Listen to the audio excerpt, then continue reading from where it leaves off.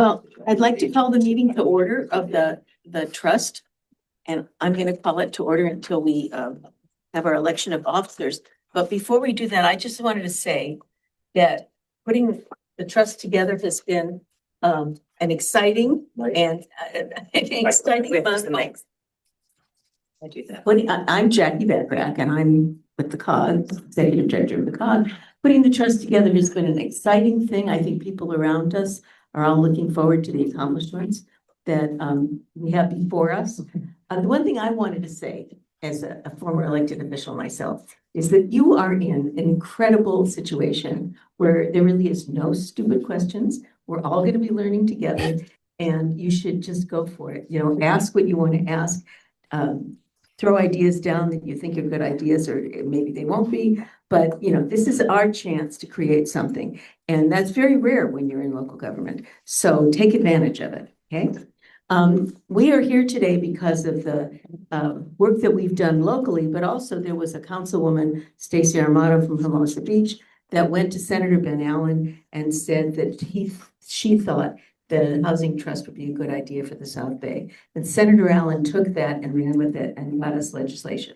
And he is here today to help us start off the trust. So I'm going to turn it over to Senator Allen. Well, thank you, Jackie. Thank you so much. And thank you for your leadership and all your service to our great South Bay communities. It's very exciting for me to see this getting kicked off because obviously, as was mentioned, Stacey and I and so many others worked really hard to bring us to this point. So Ben Allen, I have the great privilege of representing all of the coastal South Bay communities alongside a lot of West Side communities of LA County. And obviously, first of all, thank you for inviting me to speak at this meeting today. This was just an apple in our eye a while back. And so I'm just appreciative of the chance to celebrate this milestone with you all. Thank you everybody for stepping up, for being willing to be a part of this. We know that we've been continuing to have housing challenges. People are seeing their rent rising, home prices continue to outpace wage growth in the state, supply demand challenges, working families are the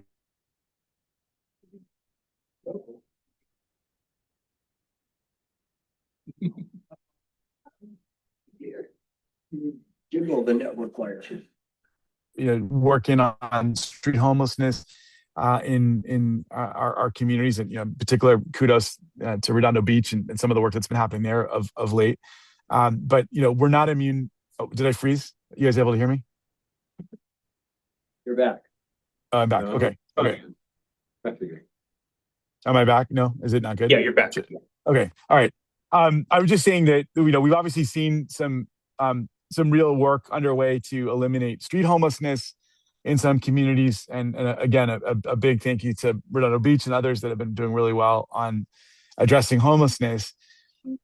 We know that we're not immune to homelessness issues in the South Bay either. We've got a lot of work cut out to us and cut out for us. And that's what our task at hand. So a few years ago, as was mentioned by Jackie, we worked together to authorize the creation of the South Bay Regional Housing Trust through SB 1444.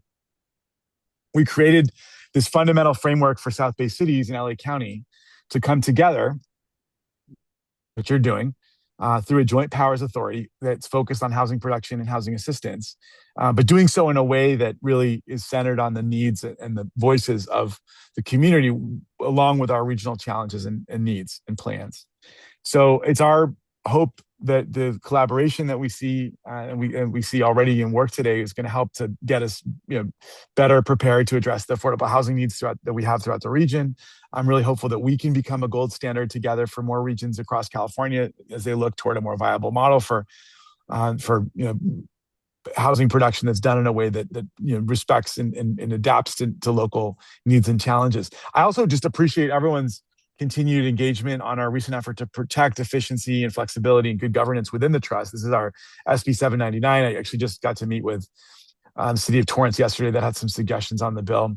But certainly as we're moving forward on implementation, we're going to be finalizing policy that allows the JPA to determine the board size and respective processes for appointments and vacancies and alternate members.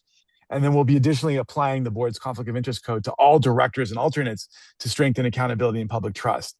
SB 799 has already successfully moved through the Senate. It's now before the Assembly, and we're going to continue working closely with our local partners and with stakeholders and legislative colleagues to advance these important improvements and ensure that the trust has the governance tools that it needs to succeed. I know that everyone here recognizes the gravity of the work that we're embarking on today. Our housing crisis and challenges have become a major issue across the state.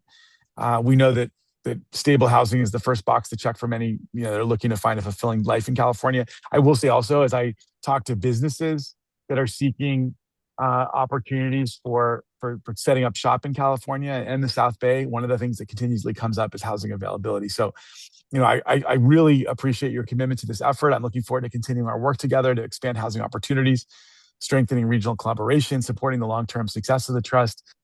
Looking forward to also seeing you all in person at some point really soon to just make sure we're continuing to work together on this and so many issues that are of interest and importance to the region. So thank you, everybody. Thanks for being a part of this, and Godspeed with this really important work. Thank you very much.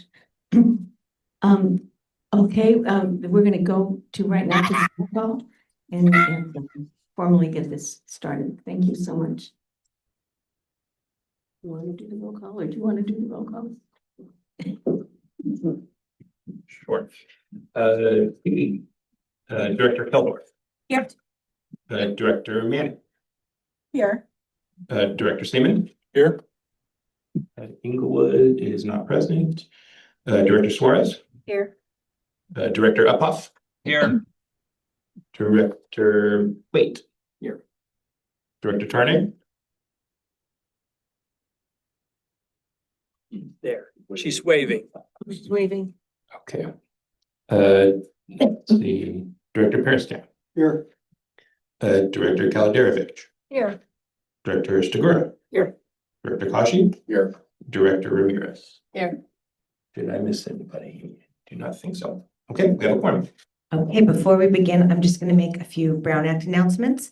We have 2 board members who are participating remotely for 2 different reasons and under 2 different provisions of the Brown Act. Director Uphoff was unable to be present in person today, and for that reason, under traditional teleconferencing rules, his location has been opened as an agendized teleconference location at 33451 Victoria Court, Temecula, California. That location is open to the public, and Director Uphoff will participate from that location through Zoom. Director Tarnay is participating remotely as she is in another location on official business to attend the City of Manhattan Beach State of the City event that begins at about 5 o'clock, where I think the senator was heading as well. So she will participate remotely via Zoom until she needs to sign off around 5 p.m. All votes will be taken by roll call vote at this meeting, and the Zoom audio video platform is open for public participation. A quorum of the body is in person here at our regular meeting location. Director Tarnay, I just have a question for you before we continue. Can you report for the record if there's anyone over 18 years of age in the room with you, and if so, their relation to you? She's coming back in. Sorry, I'm back. Yes, her again. Did you hear the question? No, I didn't hear the question. Can you repeat it? Under SB 707, can you just report if there's anybody over 18 years old of age in the room with you, and if so, their relation to you? Well, I'm in a big conference area and there's nobody near me though. Okay, thank you. Please, if you can remain on camera the entire time you're participating, and just let Of us course. know when you're going to sign off for the record. Okay, thank you. Okay, thank you very much. Thank you. Okay, then we're going to go to, I don't have any announcements to the agenda other than Senator Allen being here, which was a change. Are there any public comments from anybody in the public who wishes to speak? Okay, then we're going to go on to the first item on the agenda, which is the election of officers. And you have an attachment for that. We have a chair and a vice chair that we need to elect. And so I think we would start by putting names in nominations. So, Steve? I'd like to nominate Rolling Hills Estates Councilwoman Debbie Stigura for the chair. Okay. Other nominations? Same person. Okay. Um, We're handing out ballots, but we're going to announce the vote by city. Jackie, are we just taking for the chair right now? Yes, Okay. John? I'd like to nominate myself. Okay. So we had other nominations? Okay, is there a motion to close the nominations for chair? I'm sorry, Jackie, can you repeat? It's hard for me to see. Who do we have in the? Okay, then we have two nominations now. We have Debbie Stagora from Rolling Hills Estates and John Kaji from Torrance. I would like to put my name in there too, then, Jackie. Okay, then we have Nina Tarnay from Manhattan Beach. Jackie, are you entertaining comments at some point? We could get, but I don't know if we have comments on. Yeah, if you have a comment, Bill, did you want to speak? Yeah, it just my observation is I've got two comments. One is I think it behooves us to select a chair and vice chair that's not up for re-election later this year, just so we don't have the potential of going through a new nomination later this year. So that's just observation one.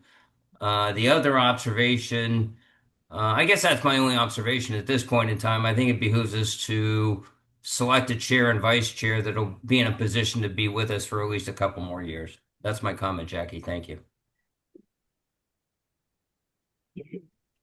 Any other comments? Is there a motion to close the nominations? So moved. For the chair. Second. Okay, we need a roll call on that. We need a roll call. Shall you do the second? Yes. So you want me to do it? I guess you want. El Segundo, Yes. Hawthorne, Yes. Hermosa Beach, Yes. Lawndale, Oh, yes. Just to close the nominations. Lamita, Yes. Manhattan Beach, Yes. Rancho Palos Verdes, Yes. Redondo Beach, Yes. Rolling Hills Estates, Yes. Torrance, Yes. Housing Expert One, Yes. and okay, so that's everybody. Thank you. I don't know if in the COG, sometimes we let our nominees say a few words. Would you like to say a few words? Should we start? Okay, Debbie, should we start with you? Sure.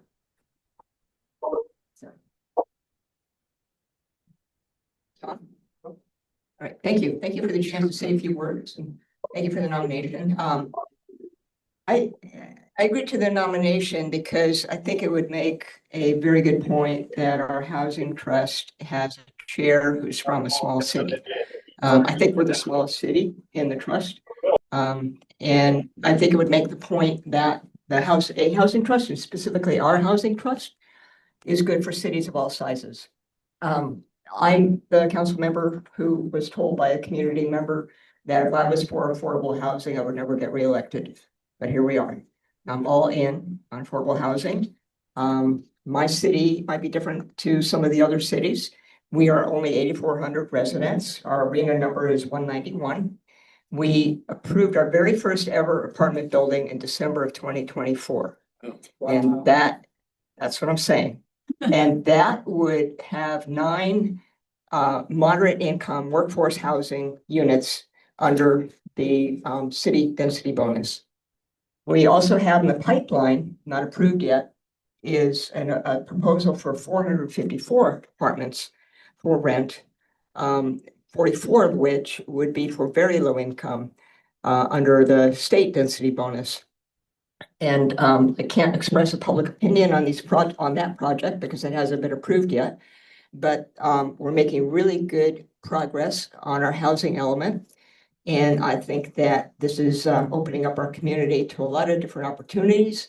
It helps the region. It helps our workforce who will be having affordable housing, be able to be available to teachers, first responders, other people who work in Rolling Hills Estates.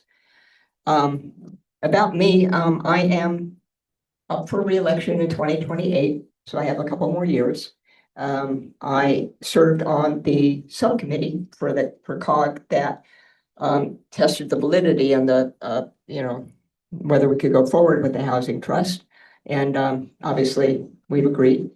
And I was thrilled that all of my city council colleagues saw the benefit, not just for our city, but for the region, and unanimously supported our joining the trust. I think we were the 11th city to join the trust. I'm a recovering attorney. I used to be a litigator. Before that, I was on the UC Board of Regents for 2 years. And before that, I was a publicly elected member of the Palos Verdes Library District. So I feel like I can grapple with policy. So anyway, my point is that I think it would speak very well to housing trusts and demonstrate that we will benefit cities of all sizes. And I would appreciate your support. Then next would be John Kaji.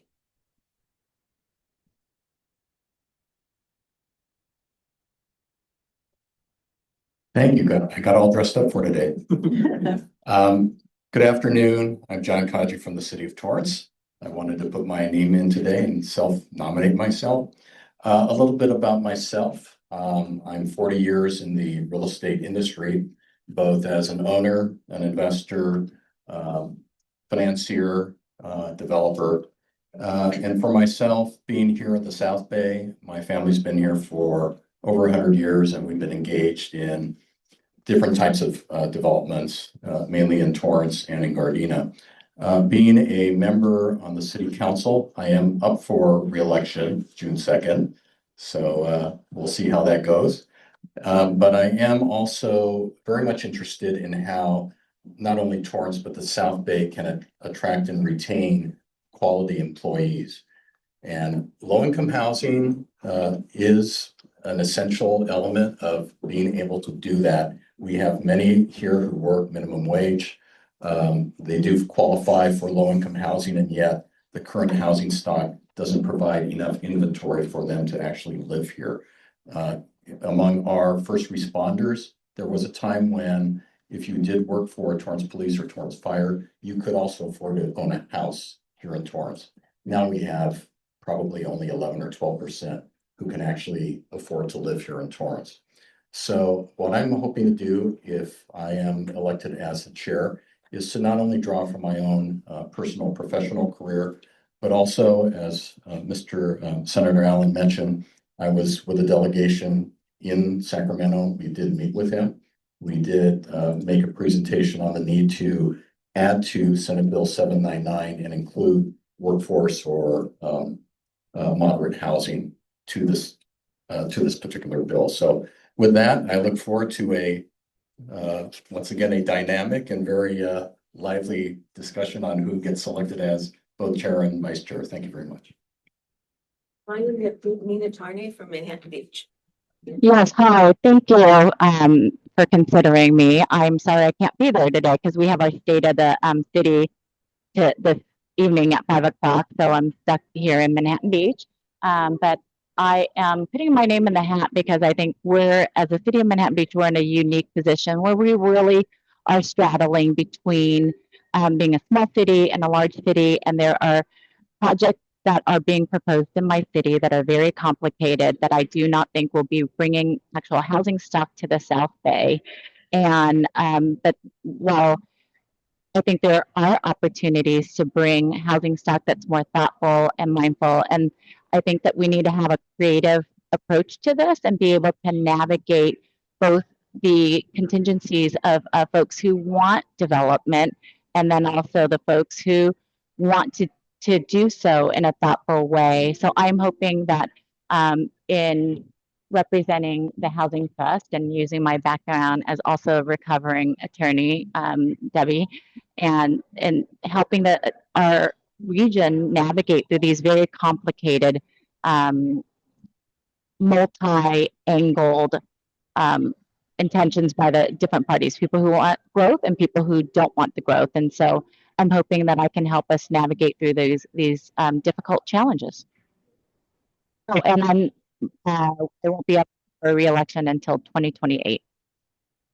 Great. Thank you very much. Thank Okay.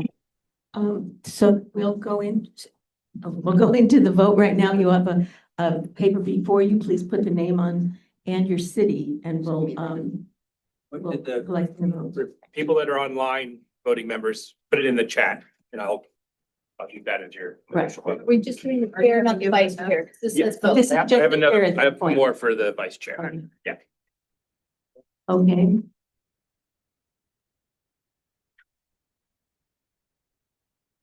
Sales.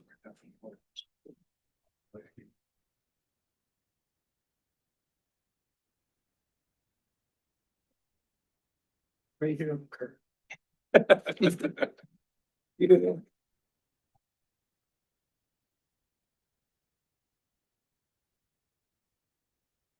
Okay.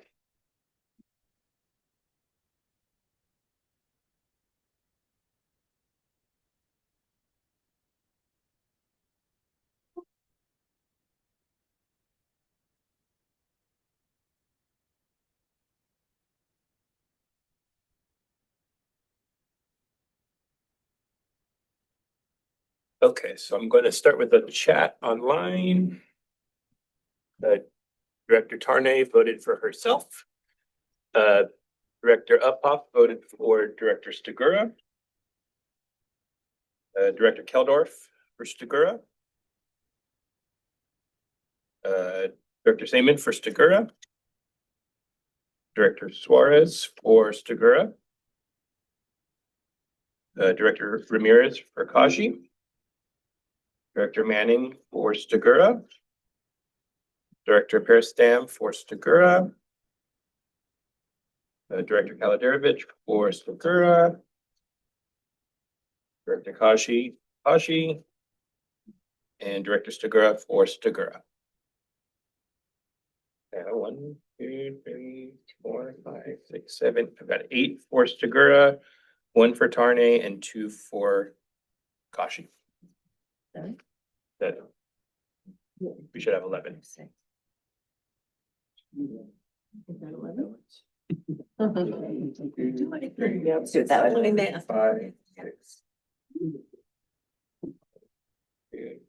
Well, in any Oh. event, Let me see. and now just, I have a question on you. Do I get does Debbie do the vice chair, or should I stay doing the vice chair? Do the vice chair just to finish it out and then Okay. turn it over. Okay, is that okay? Yeah. Okay, so now we're voting, I need nominees for vice chair. I'd like to nominate Nina, please. Nina Tarnay for vice chair Yes, ma'am. from Manhattan Beach, okay? Other nominations for vice chair? I nominate John Kaji. Okay. Debbie for vice chair. I nominate John Kaji. Okay. Any other nominations? What was that last one? It was John Kaji again. Okay, so is there, if there's no other nominations, is there a motion to close the nominations? So moved. Okay. Seconded by Ramirez.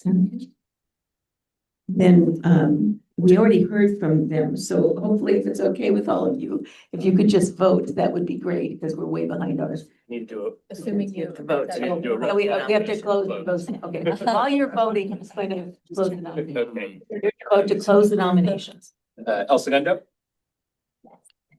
Hawthorne, Yes. Hermosa Beach. Yeah. Lawndale, Yes. Lamita, Lomita, Bill? Yes. Manhattan Beach, Yes. Rancho Palos Verdes, Yes. Redondo Beach, Yes. Rolling Hills Estates, Yes. Torrance, Yes. and Housing Expert. Yes. Yep. Okay, and now please vote, and David will collect them and announce the vote, and I'm gonna give this to Deb. There was a spot on the other ballot for vice chair. Oh, Same ballot, same blank ballot.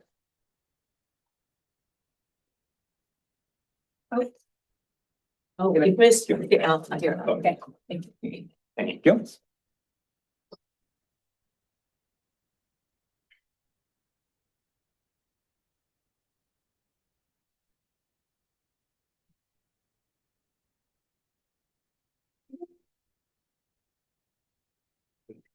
And Nina, were you voting for vice chair? There we go. Okay. So we've got Director Uphoff voting for Nina. Director Tarnay voting for herself. Hermosa Beach for John Kashi. El Segundo for John Kashi. Lawndale for Kashi. Rancho Palos Verdes for Tarnay. Hawthorne for Kashi. Torrance Expert for Kashi. John Kashi for Kashi. Redondo Beach for Kashi. And Stigura for Tarnay. Okay, so 1, 2, 3, 4 for Tarnay. 1, 2, 3, 4, 5, 6, 7 for Kashi. Okay. Thank you, and thank you, everybody, and John, look forward to serving with you. Thank you, and you too. Thank you. Congratulations. Thank you. And maybe good luck. I'm not sure. Yeah, it's like that movie, The Candidate. Now what? That's right. We do. All right, so item number B on the agenda is the presentation and discussion of the South Bay Regional Housing Trust JPA agreement, and that's going to be Lauren. Yes. Yeah, take that. We need to. Okay. While David is getting that set up. My name is Lauren Langer. I am a lawyer with Best Benson Krieger. I work with Mike Jenkins, who serves as counsel for the COG, you might know. I'm a city attorney. I'm also counsel for the West Side Cities COG that's also exploring a housing trust. And I'm familiar with the South Bay because I used to cover the planning commissions in Lomita and Hermosa Beach. And so I see some familiar faces in the room. Jackie asked me to give a short presentation. I know you have a lot to get to on the joint powers agreement, and then which is approved. You have to take no action, and then the bylaws, which you are being asked on your agenda to approve tonight. So we will run through this pretty quickly. That's me. Okay, item B, we will just run through the joint powers agreement. This is what creates your trust as a separate public entity. And it establishes the framework for how member agencies work together regionally under that special legislation that Senator Allen was talking about for the South Bay Regional Housing Trust. It was formed so that the South Bay jurisdictions can work together on affordable housing. And the stated purpose is to receive and leverage public and private funding for the planning and construction of housing for low-income households. Next slide. The trust is governed by the board of directors, everyone sitting in this room, and each member agency appoints one elected official and one alternate. And then there'll be 2 additional directors with housing or homelessness expertise appointed through the COG process. Directors serve 2-year terms, that's in the statute, but there's no term limits. And the board, as you just saw, elects a chair and a vice chair annually. Next slide. The JPA is kind of, it sets out all your powers and authorities, and I thought they kind of fell into 3 buckets: your organizational and your funding powers, your housing implementation and technical work, and then different partnerships, the way you'll handle assets and financing. And again, for that greater purpose, to receive and leverage funding for planning and construction of housing. Next slide. So generally, what does the JPA say you can do? Enter into contracts, hire staff, and contract for services, apply for, receive, invest, and disperse funding for housing, acquire and hold certain property interests as needed for your affordable housing purposes, issue bonds and other debt instruments payable from the trust revenues, and then work with consultants and other professionals as needed to implement your larger purpose. Next slide. What this trust cannot and will not do is regulate land use, zoning, and development approvals. That stays with all of the jurisdictions in this room, not with the trust. The trust will not impose exactions, require inclusionary zoning, or require cities to dedicate funds. The trust cannot approve or fund a project in a jurisdiction without support from that jurisdiction's governing body, except there might be limited evaluation work that's done in advance of knowing whether or not a jurisdiction supports that project or not. And the trust cannot require a city or county to accept a set number of housing units as a condition of membership. Next slide. So there's a lot of financial accountability in the joint powers agreement with respect to a budget, which you'll talk about later tonight, and how that distinguishes your different costs, strict financial accountability, an annual audit, and annual financial report. The JPA, it's already approved. Your councils have already approved it. It can be amended in the future, and that would require 2/3 approval of all the parties that are members. So that's a document that can't be amended by this body. That has to go back to your councils in order to amend it. And if administrative funding is not identified and obtained by the end of this year, the JPA would automatically expire. Next slide. I have a question about the financial bit. If administrative funding is not identified and obtained by December 2026, we expire, but we seem to have identified a source. So Yes. is that going to stay in the agreement? It's in there, but it's really not effective. And this was written a long time ago before the funds were, but that's a very good question. Thanks. Okay, next slide. There's other provisions about your board meetings, complying with the Brown Act, and that you have to have a quorum of directors in order to have a meeting.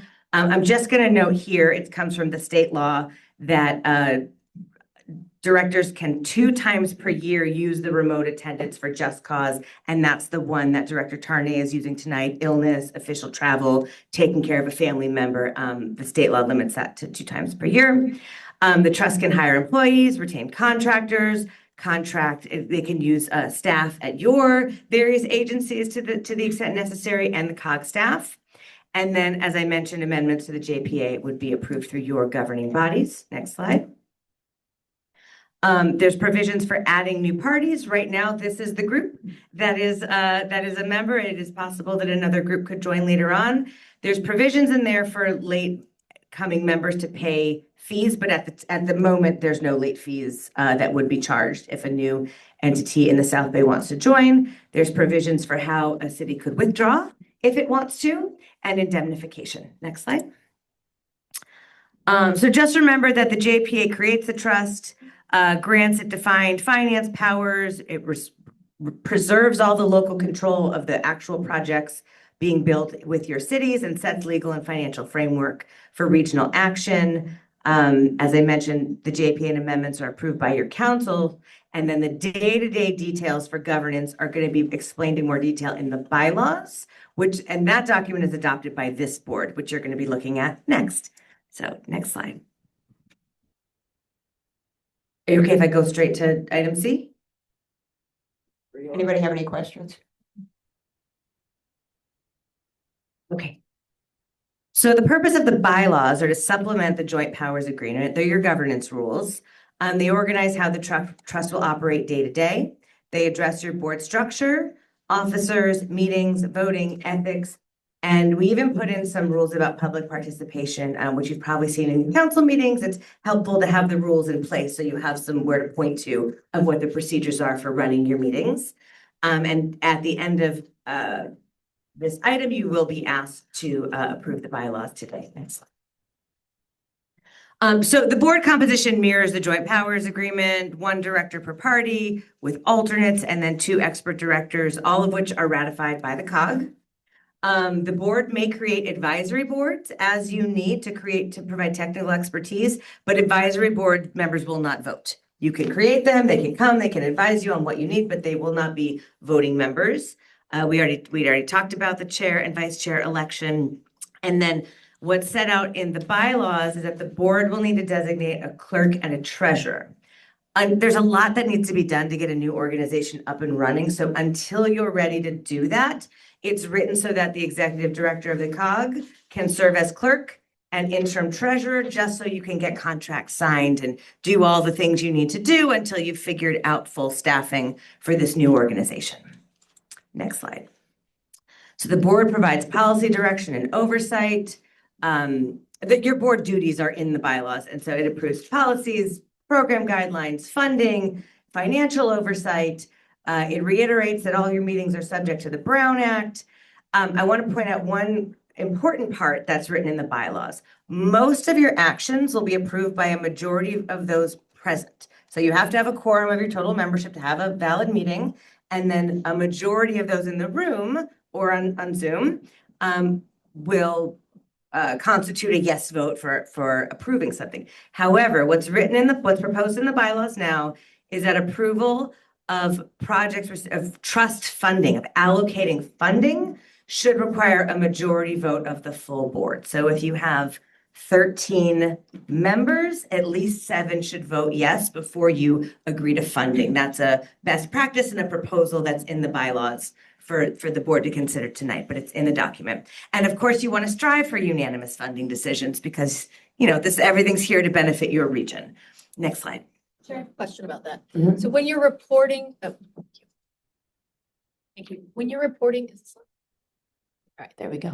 When you're reporting the vote, if it's not requiring, you know, a majority vote of the whole body, are you reporting the vote as, you know, 4-3 or whoever is present? Or are you just saying majority vote? Because I do think it's important. I think we will keep the minutes to track all the votes. I think that Yeah. is important, especially for a board of Yeah. this I've size. seen it done differently, so I do think it's important that you're voting, that you're reporting the actual number of votes present. Yeah, I think that's helpful. And that's one thing, having a clerk on board right away can help prepare minutes and make sure that everything is memorialized right away and appropriately. There are your ethics requirements, which you should all be familiar with because you are all officials in other cities. The conflict of interest laws, the Political Reform Act, the Levine Act, Government Code Section 1090. Please, you know, reach out to myself and Jackie if you think you have a conflict on anything right away so we can, because I think it's going to be extra complicated, you know, in a board of this size and a region of this size to navigate those things. So please reach out as soon as possible. We will need you to file Form 700 statements because you are now assuming office of this new entity, which is the trust. So we will work to get those documents to you. You should all be familiar with how to fill them out, but you will need to do another Form 700. It will be different, right? The region would be different, same as the COG, if any of you are.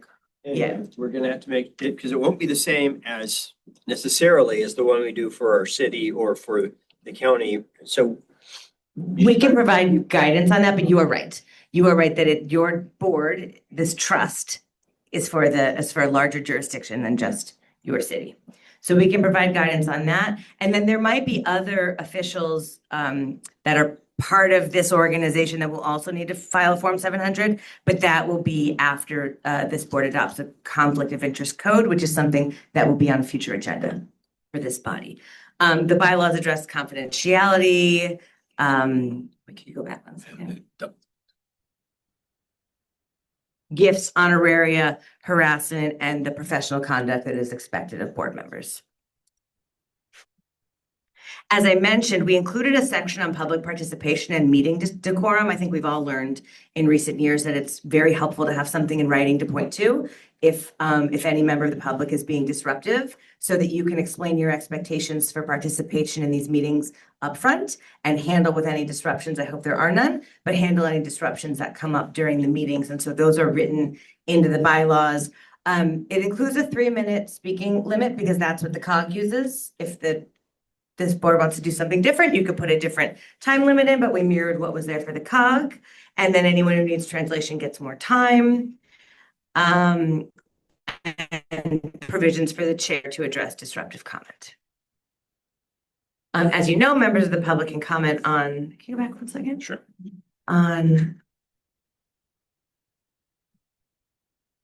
Oh, we went through that. Okay, sorry about that. Last slide. Okay, so the bylaws support your JPA and give you the operational rules to function, organization, meetings, voting, ethics, public participation. As I mentioned, these can be adopted and amended by the board consistent with all applicable laws. So you can adopt these tonight. And then as new topics come up, you might want to address, you always have the flexibility to amend them and add more or change something as needed. But they're a document adopted by this board. So with that, we can answer any questions or take a motion to approve the draft bylaws that are in your agenda packet. Motion to. Second?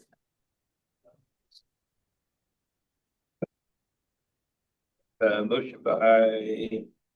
Did you second it, Rob? Haji did. All right, roll call. Okay, El Segundo, Yes. Hawthorne, Yes. Hermosa Beach. Yes. Lawndale, Yes. Lamita, Yes. Manhattan Beach, Yes. Rancho Palos Verdes, Yes. Redondo Beach, Yes. Rolling Hills Estates. Yes. Lawrence Yes. and Housing. Yes. All right, thank you. Thank you for the presentation, Lauren. Now we're on D, the status of SB 799. David, you're on the list, but you can supplement whatever Senator Allen talked about. He took most of what I was going to say. I think the big item is the pending amendments that we are working with his staff regarding moderate income housing. I put together just one basic slide. So his staff has started to circulate the proposed amendments with committee staff to kind of get their feeling for the appetite for a moderate income authority. Before this week, it seemed like a pretty tall task, but the initial feedback from at least the Assembly Housing Committee staff was that they deemed it a local issue, and that as long as there's unanimity and support for it locally, there was some guardrails that it might not be an issue for them to move forward through the legislative process. So we're going to make another round of effort to collect letters of support from you all, to show support not just from our member cities, but folks like the chambers, the LA Air Force Base, all these other stakeholders that'll certainly benefit. If you're police and fire departments, if their unions or those folks support those kinds of bills. I think the broader the net, the better. We have a sample letter. If you have somebody you want us to send that to, or if you want to ask us for the letter. and get those up there. Yeah, You should just send it to everybody. Okay. Yeah. And then if you do get responses, please send us copies so we can keep a file. Right. And so his staff is going to have, committee staff has been busy with other deadlines this week. So I think early next week, we'll have some feedback from the Senate housing staff, because these amendments were not included in SB 799 when it was first introduced. They'll need their input also. But it was, at least the initial feedback was much brighter than we were expecting a couple weeks ago. So we'll have further updates, I think, at COG meetings and at these board meetings over the next few months. But there's other things in that legislation. Yeah, the earlier amendments were kind of aligning. The first version of SB 1444 mirrored San Gabriel Valley COG and their trust, and their COG appoints to the board. As our COG started to go through this process, we decided that the COG shouldn't really be having that much input on a completely different organization. And so we're amending the legislation, and that was already approved by the Senate, to follow the terms of the JPA, which states that the trust board fills vacancies, makes your cities make appointments to the board. But the most important one is that it'll allow for non-elected alternates to the board, similar to what the Clean Power Alliance does, actually. But the Senate committee staff put in a limitation on that to be a non-elected alternate can serve as a voting member no more than 75% of the meetings in a year. So it is a restraint, but likely that it'll be an issue, I think. It's probably slim to none, but it's not quite full voting. There's that limitation, and how we determine how many, we don't have a crystal ball. So if we don't all of a sudden meet every month, how that gets worked out, we'll figure out. But it at least made its way through the process. So The other issue that the bylaws you've just passed include are term limits. Term limits, 2-year term limits, and we have talked about possibly, if this passes, that the cities would control the delegates, like in the COG, we don't have term limits on the seats. And so if that passes, we could consider not having term limits, because it's really up to the cities they want to bring here. Why would we have a term limit for them? and all of this would necessitate an amendment to the JPA, because right now the JPA follows what's specifically in SB 1444. So if any of these changes go through and are signed by the governor, there'll be a JPA amendment that gets circulated to update the JPA to reflect the SB 799 version. So I think that's it. Is there a timeline you need those letters of support back? As soon as possible. There's not an exact date of when it's going to start going through the assembly process. They said probably mid to late May. But the sooner the better, so we can kind of put them all together in a package and show the housing committee staff that their support for what we're asking for. Staff has a lot of power. Yeah. Any more questions? All right, thanks, David. All right, item E, I'm sorry, is the presentation of Housing Trust 101. Thank you, Adam. Thanks for all your work leading up to this too. Thank you. You want me to stand here? Is there a microphone for that? I think there's one up there, yeah. Great. And David, you'll control the slides? There is a clicker up there, but let me have so many presentations on here. Let me get yours. No. And you are Housing 101. Well, while David's pulling that up, my name's Adam Elison with Civic Home, and I've been working with the COG on this contract for, over a year now, I think. And my colleague Grant Henniger will be providing a presentation right after me. Jackie requested that we give this overview of the trust and talk about kind of forward planning the next couple of meetings also.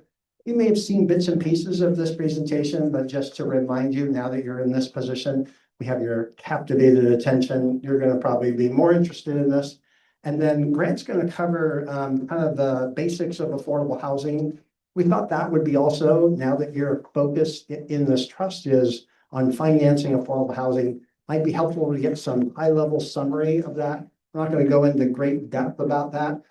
Grant is Director of Development with not only the work we do with Gateway, but the work we did in Orange County, and we're helping West Side cities as well. So we kind of get around, or our focus for the last little while has been this regional housing trust, which is kind of a niche that's really gained in popularity. So with that, we'll now go right to the presentation. Point at me. Yeah, There we go. Oh. Okay, one back. There we go. So a trust is a entity that funds the preservation and production of affordable housing. They can be established by state, city, county governments, or even a nonprofit. There's quite a few 501c3 nonprofit trusts up and down the state. One of the ones that I've spoken to the executive director several times is in Ventura County, and they do quite a bit of work. But anyway, that's what a trust is. The funding sources come from a variety of entities or government agencies. I've listed some of those, and I'm going to talk about in more detail on another slide. Up and down the state, we've identified 78 housing trust funds in 27 counties. Throughout the United States, there's roughly 800 of them. Of those 78 housing trusts, about half of those are just a single city that has a line item on their budget called a housing trust. An example of that might be like Long Beach has a housing trust, but they're also a member of the Gateway Housing Trust because they see the advantage of collaboration and getting additional funding. So they have both. So I wanted just to point out a few of the types of programs that we see with different regional housing trusts that are fairly common. This slide shows, don't have a little pointer. So this slide shows that on the workforce housing side, and one of the advantages of the legislation being amended to include moderate income might be helpful for like a down payment assistant, first-time homebuyer program.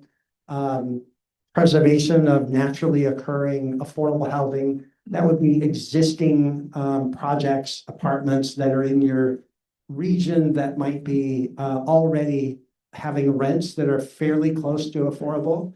And it might be good to acquire that type of project, maybe do some rehab, fix it up, and then maintain it as an affordable housing project. This is the one that is #1 program in all the housing trusts, which is multifamily rental construction / permanent financing. You may have heard the term tax credit financing projects, There's a lot of bang for the buck in this type of a program and putting money towards that. We see trusts that are looking at affordable ADU loan programs, and putting a short covenant on that so that that ADU can count towards a city's RENA. Pre-development, acquisition / pre-development loans, another common program for trusts.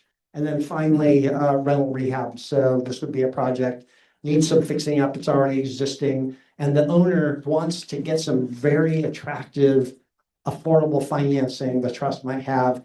And to get that, they commit to some covenants to preserve some of the units for affordability. It's up to them whether they want to take that money with that restriction or just do it on their own. But these are kind of some of the programs. It depends on the funding sources, whether or not the trust can put their money in on some of these programs. Some of the funding sources restrict which types of programs you can do. Sometimes it's dependent upon the income population. So if the funding is, say, Measure H, which now has been taken over by Measure A, but there was some Measure H funding which focused on homelessness. You really can't put it into a down payment assistance program, obviously. A question about that. Yeah. Would maintaining, oh, thank you. Would maintaining a database of affordable units. So right now we're getting affordable units into our communities, but I don't see that there's a system in place, at least in Redondo, that tracks that these affordable units stay affordable. Would the trust be able to fund staff that would do that for us? Let me see if this kind of gets to your point. SCAG did a grant funding round not long ago, and another trust made an application for creating a project affordable database for the region. And that database, once created, would track all the affordable housing projects, not just the project, and it would include the funding sources that went in. It would include what level of affordability each one, who's the developer, when was it built, it just 100 different metrics get tracked. Once it's in, now you can look at it all sorts of ways. And it's a great tool for going to a legislator when he says, what have you done in my backyard so I can get you some more money? Or whatever the city wants to know, what's being done in the whole region. So yes, and being a brand new trust, that's one of the things that we could look at with the technical assistance funds that is available through La Casa to be able to support something like that. We also actually in your budgets, it's later on the agenda, but we do have a data analyst that we're looking to support with the budget. So that's something. Microphone, because the people on the Zoom can't hear you. Sorry, yeah. So this is Ronson from Southeast Cities Council of Governments and also staff of the Housing Trust. Just want to say that in our budgets coming up later in the agenda, you'll see a staff for a data analyst, and theoretically we could have that staff look into developing a database of affordable housing units here in the South Bay. So then developing the database, but also updating it annually to maintain that those units remain affordable would be part of the process. Yeah, we'll have to look into that. Compliance? Yeah, the compliance part of it might be a little bit more, but we can look into see what it takes to do that compliance part of it. Yeah. I have a question. The flip side of that would be to, when these rental units turn over, make sure that the people renting them again have the correct income levels for that unit. Yeah, so one is tracking the units and the projects, and then the second component of that, separate, is what's the compliance, because many of these affordable housing units have covenants that have an annual requirement to check income. And so the compliance piece is the second part. So the light's on. There we go. Yeah, there we go. So I look at this and it's rental rehab, pre-development loans, affordable ADU loans, assistance and ownership funding. This seems like what this housing trust is going to do is be providing money to all of these different sorts of projects. Are we gonna actually do any of these projects, like rehab some rental buildings and buy them and rehab them and put them out there on the market? So the trust is not a developer. We're more of like a banker financing what others might do. So if we do a funding for construction and permanent financing, we'll do a NOFA with the sources of funding that we have through La Casa or other sources. Developers will apply for our funding. We then will issue that funding to that project with the covenants and restrictions and everything else associated with that. So under the current system that's been going on for several years now, developer finds a property in a city, buys it, decides they want to go with 25-story building and so on and so forth. We're supposed to lend them money to do that? And do we have any control over how they do that or what the conditions of that is? So, because most of those projects, let's say you build a 20-unit apartment building and maybe 5 of them are low income. Yeah. So the rest of them are market rate. So the developer's making a bunch of money and so on and so forth. Is that what we're going to be doing with this money? Is funding those people to do that? So to continue with what's going on now? yeah, let me clarify. One thing that Lauren mentioned was, first of all, we won't be financing any project in the city that the city doesn't want, first of all. So the city has to show their support that they want us to help fund that project. Secondly, we're funding part of that project. We're not funding all the subsidy because there's other sources that in that example, the developer would have to go after. And we put together our own program guidelines for a program. One of these programs will come back to you with the specifics of how that program functions. I'm just giving you an example of what other trusts have done, but there's a whole other agenda item where program guidelines are defined and then a notice of funding availability where there's an application process, there's a review committee, and then ultimately recommendations brought back to the board, scored by the NOFA criteria that you approve, and then recommended funding would go to that project. That's the process we all go through. So a lot of detail still needs to come back to you if and when one of these programs is selected. And just one note, we're coming back to you in May.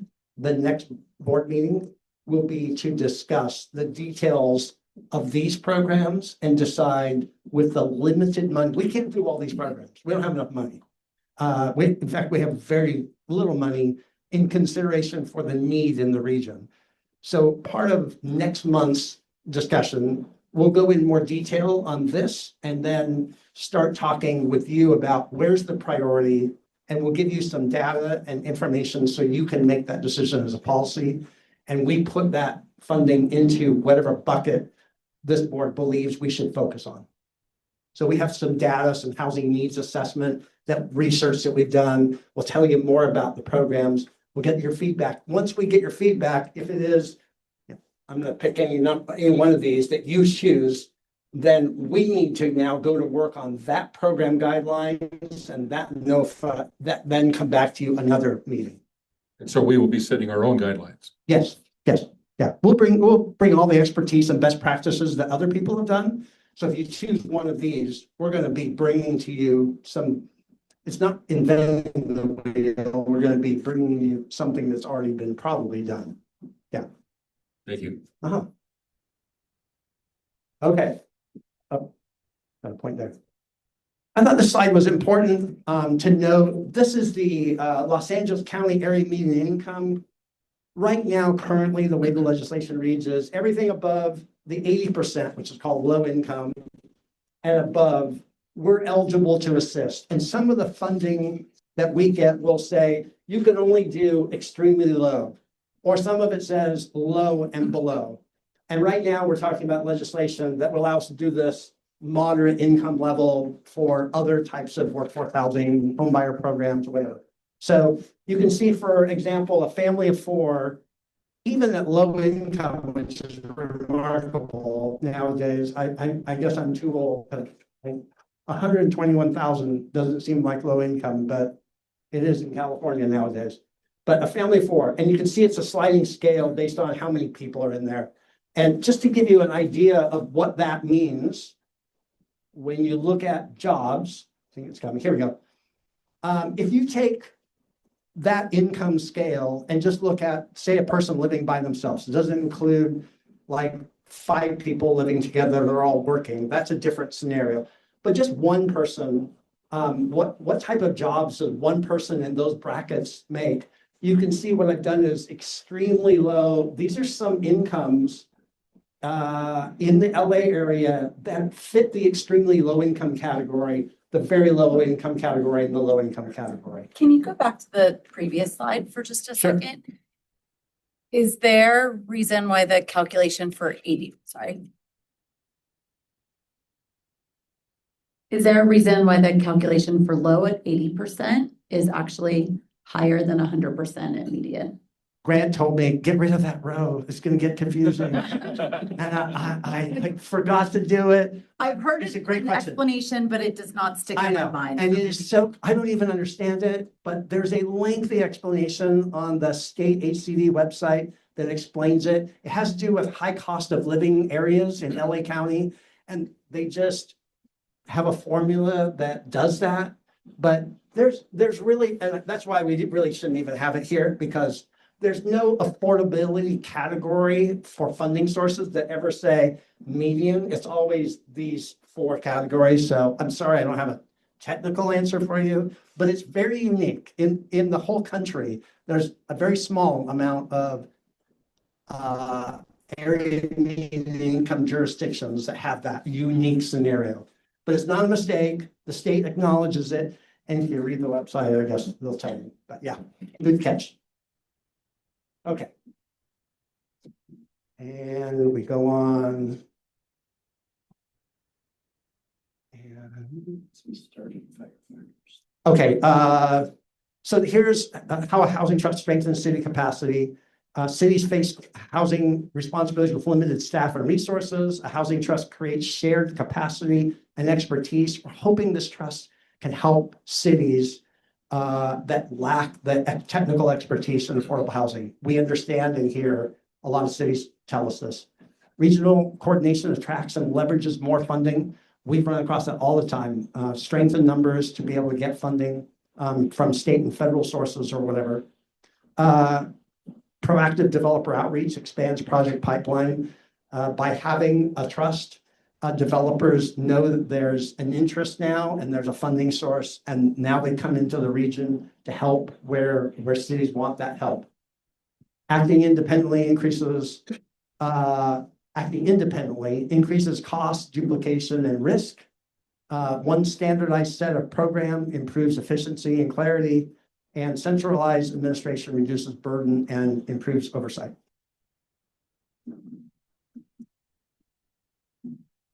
These are examples of the different funding sources that have actually been used by trusts. Some of them, I'm going to highlight the ones, the CASA is active and being used right now and available to us. PLHA is active and available to us. The state budget allocation, you know the condition of the state budget. We don't have too much surplus funds, so that's not very active, but it wasn't, but a couple of years ago that trust in San Gabriel were getting $23 million from surplus funds for the San Gabriel Housing Trust, and other trusts were getting funding. This program just expired not too long ago. We're hoping that that gets replenished when there's better state funding. It was a great program for a lot of housing trusts in the state. Federal funding, Grant and I have worked on those, got grant funding from the federal government. Maybe not so much right now, but we did in the past. This is was very active. We just ended the award funding of 2.0 not too long ago. Maybe there's a 3.0 coming in the future. SCAG seems to be very proactive about this. They're having a good experience with that. And we're looking at philanthropy and foundations and private funding, businesses and such that can help support the trust as well. Just looking forward, my last 3 slides are just showing you what's coming next month and the month after, and then what's on the agenda basically. This slide, I won't go into the details, but here's what Lauren was talking about. We're going to be coming back to you with a conflict of interest code.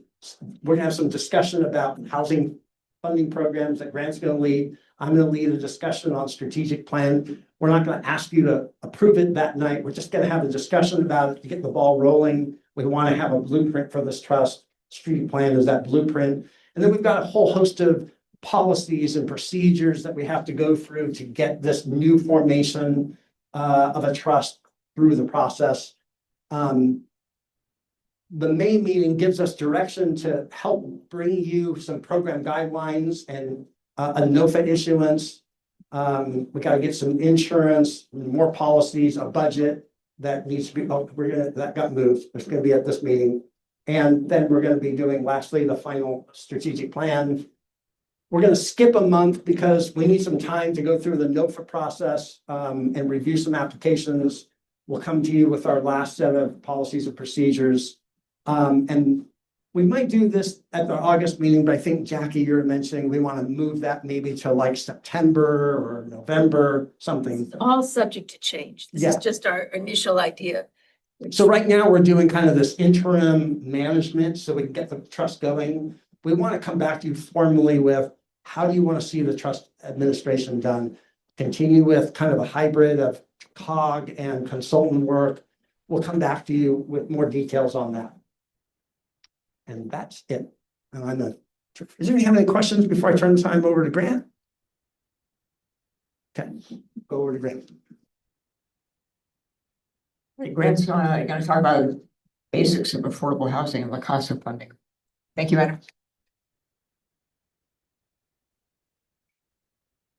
All right, so my name is Grant Henninger. I'm the Director of Development working for Adam, and I've been doing affordable housing for a little bit more than 20 years and running trusts for a little bit more than 6 now. So I'm going to try to impart all of my affordable housing knowledge onto you in the next, hopefully less than 20 minutes. I had 20 minutes in the schedule, running a little bit late. I'm going to do my best to catch us up a little bit. But I think it's really important, as Adam said, to have a good foundation of understanding how affordable housing works. And really, here I'm talking about projects that are 100% affordable housing. Not projects that it's a for-profit developer building, something that's a 20-unit, market rate, units, and then 3 affordable units using density bonus law. We're talking about something that is, every unit except for the manager's unit is affordable. So just kind of laying some, initial groundwork here. Okay, so I said I was going to start at the beginning. Building housing costs money. I, hear a lot from, people questioning why we spend so much money on affordable housing. Why don't we just build it and not spend the money? It takes money. It takes money to buy, the lumber, the roofing. It takes money to pay people to build it. So it takes money. How much money? So on average in LA County, it costs about $655,000 for every affordable apartment. So these aren't market rate apartments that I'm talking about. These are affordable apartments that are using tax credits, that are using, trust funds, that are using county funds, that are using city funds. This number is a fairly wide range. I have a single number up here, but the truth is it costs somewhere, every unit is, sometimes you can get it as cheap as just under $500,000, but sometimes it goes up over $1 million per unit. And we've seen those newspaper articles, saying, hey, why are we spending $1 million for an apartment in, the city of LA? That's where most of that is, being focused on. But it's not just the city of LA. There are certainly other cities that have had $1 million unit projects. And there's a bunch of reasons why that's the case. But on average, let's just say it's $655,000. So how do we pay for it? First is conventional debt. That's basically like your mortgage for your home. You go to a bank, they give you money, you pay them every month. After 30 years, that gets paid off. So that's conventional debt. The biggest government source of funds are tax credits. And we're going to talk quite a bit about tax credits here. So the projects are actually paid with tax credit equity. Small detail, but we'll talk about it. The second is government loans. So your cities might give out loans to developers building affordable housing. Those tend to be, in the grand scheme of things, relatively small. The county has quite a bit of money for housing development. The trust will have money for housing development. That's why we're here. And the state has the largest bucket of funds normally for housing development. That is not always the case. We all know the ups and downs of the state budget. So, government loans kind of make up the biggest gap of financing that there is. And then finally, I say finally, I know there's 3 more bullet points, but really the last big one is deferred developer fee. So most of these developments are being built by nonprofits. They get money through these developments. It's called developer fee. For a for-profit company, they would just call it their profit. Nonprofit affordable housing developers call it developer fee, and very often they defer this fee. So and that is counted as a construction source of funds, and they get paid back throughout the life of the project. And there are grants. They are very rare. They are very small. I debated whether or not to even put them on this slide. And then finally is general partner equity, which for a nonprofit developer means they're putting their own money into the development and they're probably not getting that paid back. It is exceedingly rare. I put it on here because I have an example project and they used general partner equity to make the deal work. So the example project, I think I'm going to butcher the name of this, but Sankofa Place is in Inglewood. It's 120 units. The cost to develop it is $94 million. And that's a fairly typical budget. Generally we see somewhere between $50 and $100 million, for one of these types of developments. 120 units is on the higher side. A lot of times we see 80 units, 50 units, something, a little bit smaller than this. But in total, that means that this development is $789,000 per unit to build, which is a little bit higher than average, but within what you would expect.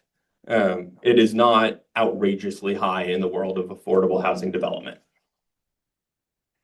So these units, the 120 of them, about 2/3 are either studios or 1-bedroom apartments, and about 2/3 are affordable to extremely low income, or I guess half of them are affordable to extremely low income households.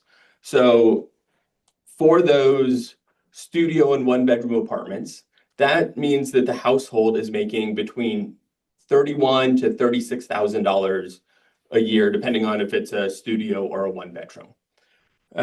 So, we're talking about people who, are working in our communities, but are clearly, not making very much money. And Adam had a great example of, the types of employees that we're talking about here. It's a lot of, childcare workers. It's, the people working at your restaurants. It's, the people that you just, that every city needs in their community in order to, keep things running smoothly, but aren't paid much. So how that translates into rent is that we consider an affordable rent to be 30% of your gross monthly income. So for somebody making 30% of the area median income, living in a studio apartment, that translates to just under $800 a month. For somebody making 80% of the area median income living in a 3-bedroom, so that's typically a family of 4, the affordable rent is almost $3,000 a month. So these affordable rents have a huge range.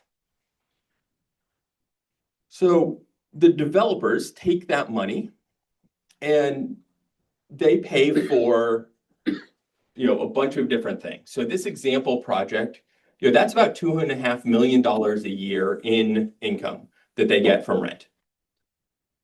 About 1.6 million of that goes right back out the door, paying for, all of the, the things that it takes to run an apartment complex, maintenance, management of it, the social services that affordable housing developers have to provide, all of those sorts of things, taxes, insurance, reserves, all the things you would expect, cost more than half, 60% of the money that they bring in. And after that, they have about $900,000 left to pay for debt. So that is what's going off basically to pay their mortgage. They don't call it a mortgage, they call it, a first deed of trust loan or something like that. But, it's conventional debt, just like your mortgage on your house. And there are many factors that go into what a developer or how much a developer can get in a conventional loan from a bank.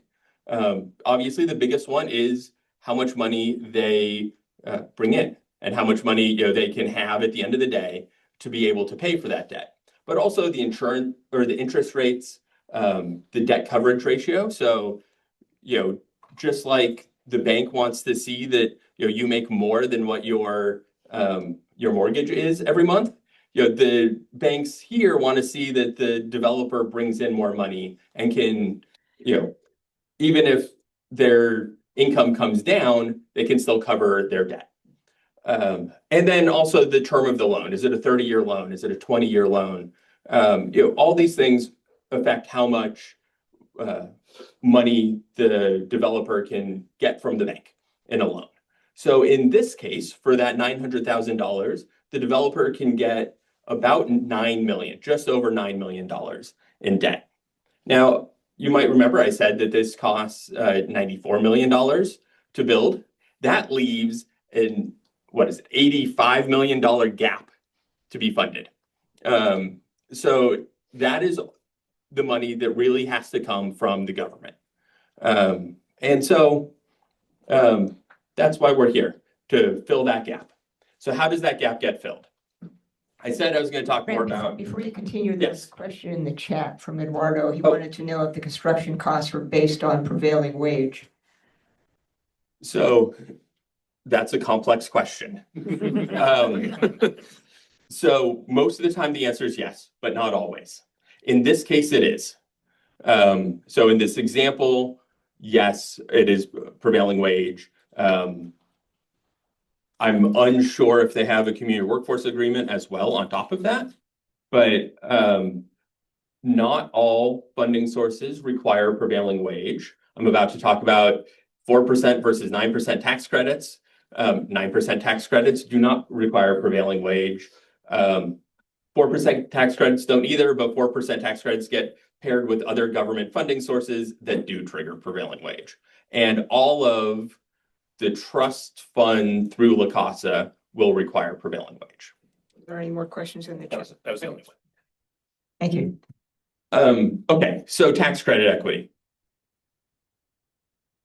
The Tax Reform Act of 1986 created the Low-Income Housing Tax Credit Program.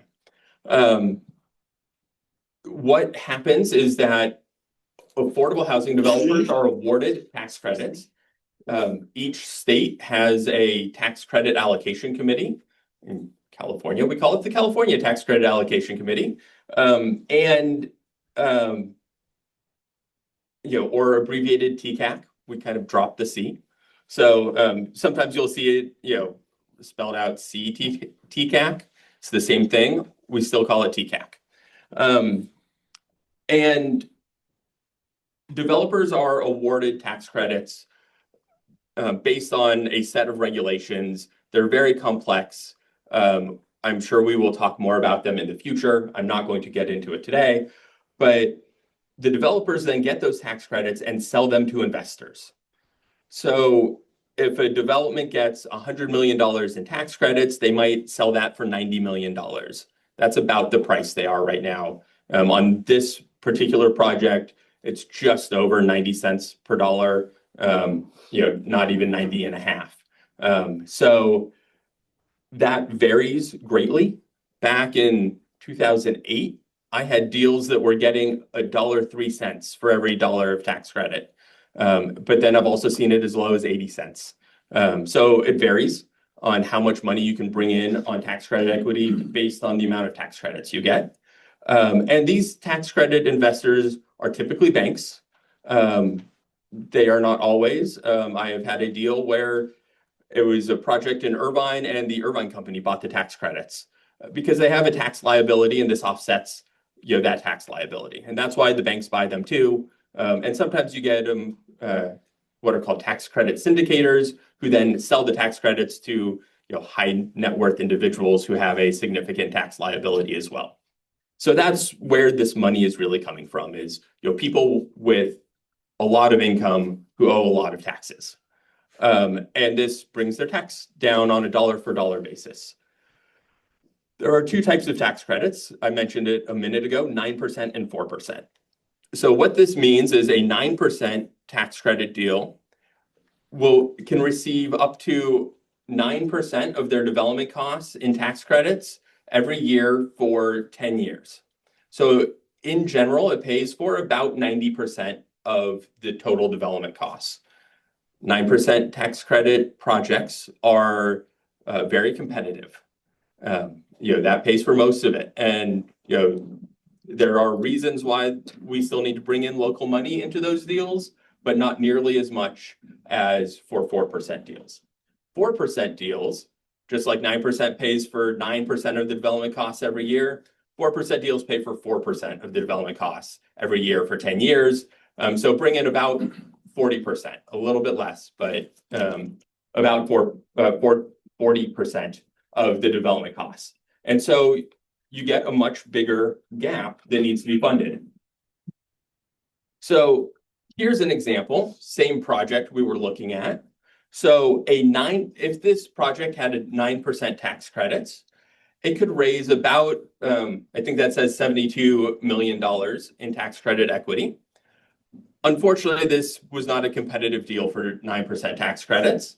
And so it had to go the 4% tax credit route, and it got about 36 million in tax credit equity. So that's, you can see with the 4% deal, there's a much bigger gap that needs to be filled from other funding sources. So the biggest of that is government loans. There's a long list of government loans programs here. There's a bunch of different state programs. Some of them have more money than others. The Multifamily Housing Program, or MHP, historically has been the biggest source of funding for 4% tax credit deals. Right now, there is no MHP money in the state. So, last year it was great. This year it's awful. We have these, swings just like we see in most of the rest of the state budget. There are a bunch of other programs. They all have different requirements. They fund different things, but they all provide this gap financing. The County of LA also has a funding program through LACDA. They have a NOFA out right now. It is much more flexible this year than it has been in the past. So that is a good thing. I very much appreciate the county listening to some of the critiques developers have had over the years with the way they use their money. And then, cities have money as well. As I'm sure you know, cities don't have a lot of money. But CDBG funds, home funds, if you have an inclusionary ordinance in your city and allow developers to pay in lieu fees, you might have in lieu fees that can go to affordable housing, and you have general funds. But good luck, with your efforts to get those into an affordable housing project. And then finally, we have La Casa and the trust. So that's where we're going to come in. I'm going to talk more about that in a sec. But finally is deferred developer fee. So in this project, the developer deferred a significant portion of their fee, almost $5 million. And then they put another $1.2 million into the project on top of it. So you can see how this, kind of layered approach where we need a bunch of different funding sources to come into a project to make it work. So now on to what we are doing. Measure A in La Casa. So most of the trust funding that has been identified so far has been through Measure A in La Casa. La Casa is the Los Angeles County Affordable Housing Solutions Agency. It is relatively new. It's been going for a couple of years now. And it receives a significant portion of the Measure A revenue. So Measure A was a half-cent sales tax passed in 2024. So La Casa receives just over 35% of the Measure A revenue. That is anticipated or budgeted to be for the next fiscal year, $385 million. And those funds are broken up into 4 different eligible uses. Brian, I just want to mention, we're going to be sending all these slides out to you. So the 4 uses are production, preservation, and ownership, or PPO, new construction, PPO flexible, RPHP, or renter protections and homelessness prevention, and then technical assistance, or TA. And those percentages that money gets broken out into are fixed. We can't move things from one bucket to another. Of that money that La Casa receives, the majority of it goes out to eligible jurisdictions. There are 13 eligible jurisdictions, not including La Casa. So you can see the amounts, the total amounts that each eligible jurisdiction receives. The city of LA is the biggest one, but South Bay will receive $13 million annually, split between the COG and the trust, according to the agreement that is the next item that you will be discussing today. So of that, the trust or the COG will receive $5.6 million in PPO new construction, 1.6 in PPO flexible, almost 5 million, 4.9 in RPHP, and 800,000 in TA dollars. And I believe that the agreement that is on your agenda later is that the PPO and the majority of the TA dollars come to the trust, and everything else that doesn't come to the trust gets retained by the COG. I'm looking at Jackie to make sure she's nodding along. So how can that money be used? So PPO new construction is the biggest pot of money that'll come to the trust. As the name implies, it has to be used for new construction. The way that is defined is that it has to go into a project before that project receives a certificate of occupancy at the end of construction. So basically, people can't move into it yet. But the money can go in during construction, if for whatever reason. There's a bunch of different ways that money can get into a project. The simplest one is a direct project lending, making a loan to the project from the trust that gets repaid over time. That can be done in a couple of different ways, either as what La Casa calls a hard pay loan, which means you have a fixed monthly payment that the trust receives and that the developer has to make. Or what is more common is a soft loan, where the trust gets money that is left over after all the other expenses from the development are paid. And that, generally soft loans don't start getting repaid until year like 10 or 15, and then are, paid off in full within 55 years. There are ways to do operating and rent subsidies as well as ownership products. So, there's been some discussion of that. And so these funds can be used there. PPO flexible can do all the same things that new construction can do, but can also be used for projects that are existing. So if there's an affordable housing development that's about to lose its affordability covenants, or if there are affordable or market rate apartments that you want to buy or the developer wants to buy and make affordable, you can do that with these PPO flexible dollars.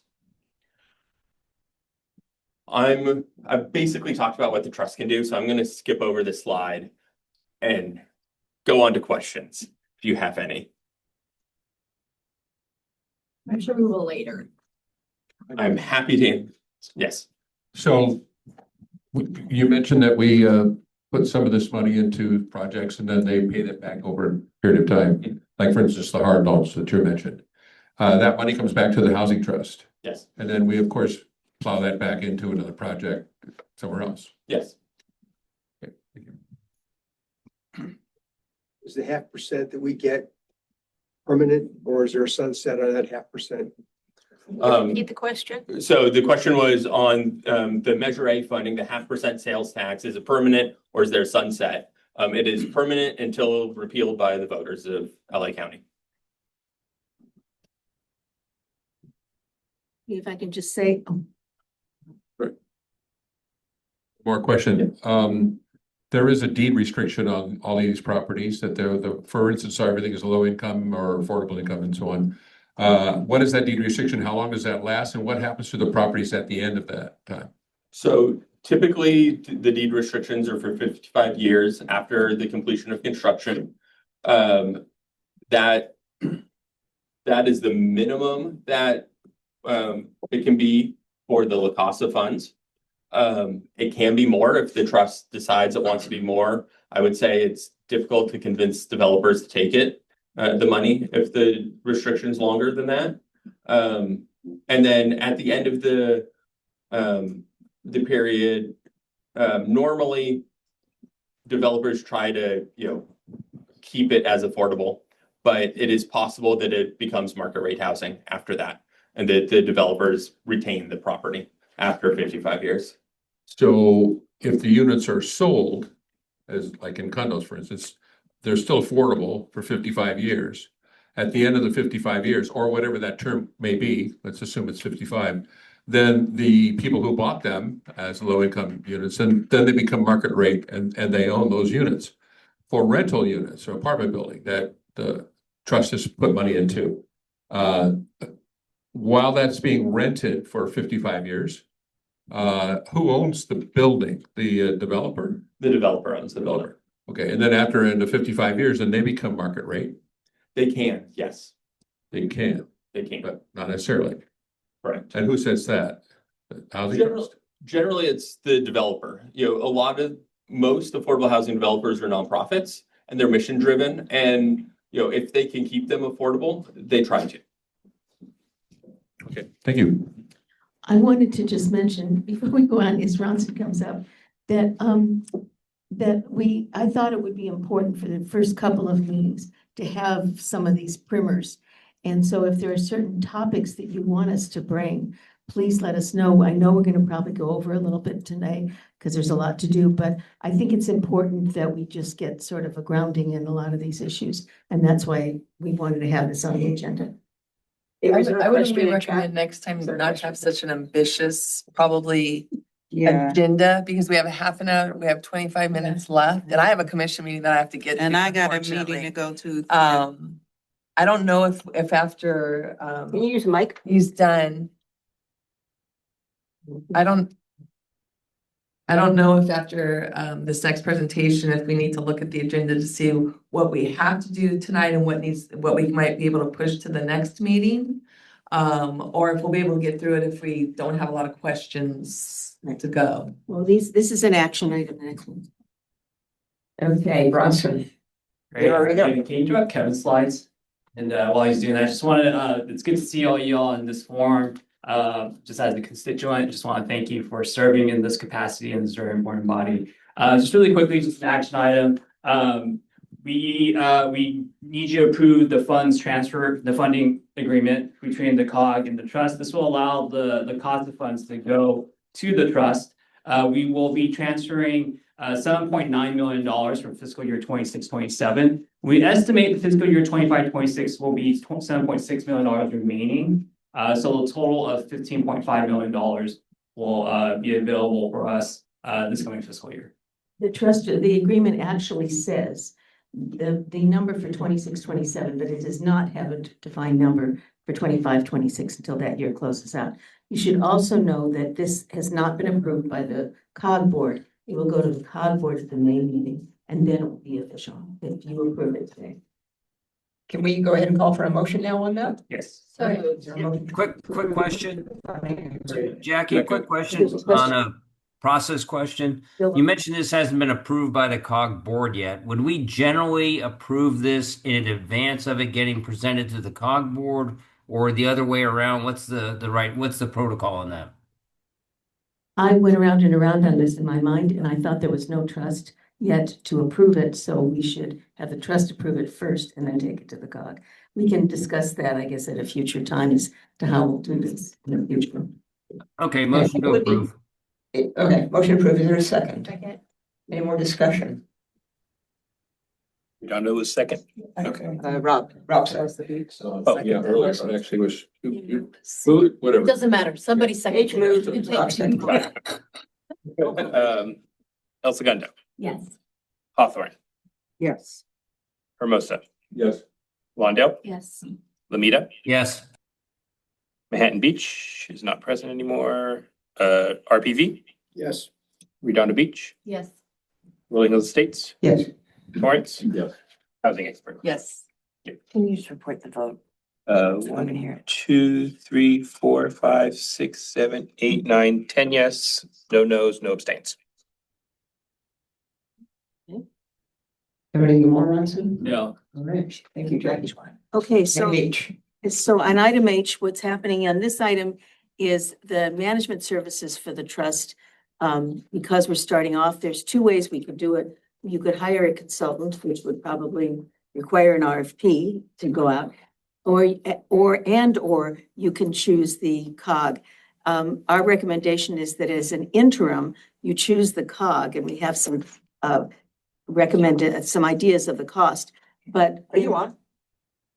oh, no, I'm not on. I can hear me.